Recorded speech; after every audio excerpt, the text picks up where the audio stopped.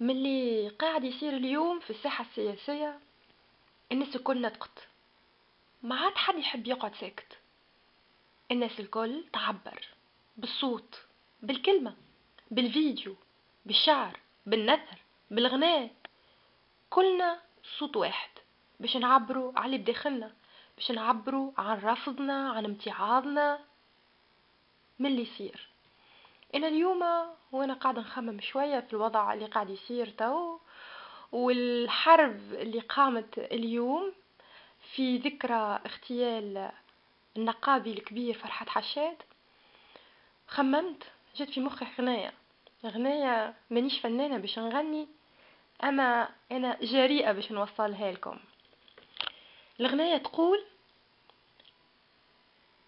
علاش يا حكومة هديتيني، تعبت حالي ومرضتيني، خليتيني كلب وهالي، نحلم وانا ديما التالي.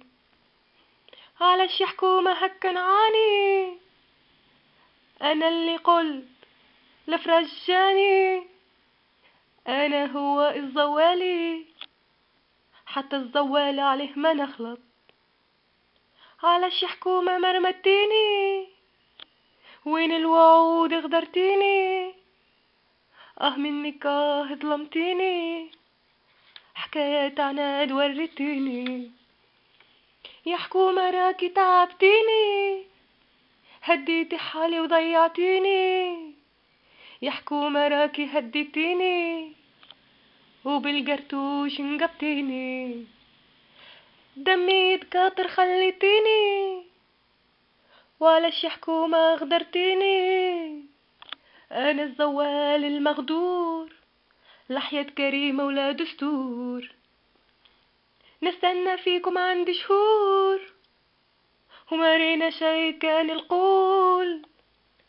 علاش يا حكومة كذبت عليا، وعدتيني وغريت بيا، علاش يا حكومة تعبتيني، سكيتين الظل وهديتيني، علاش يا حكومة غدرتيني، هديتي حالي وضيعتيني. نتمنى ما نضيعوش، نتمنى حتى كان طحنا نقف على ساقينا مرة أخرى، نتمنى ما نخليو حتى حد يقف ضد مصلحة بلادنا.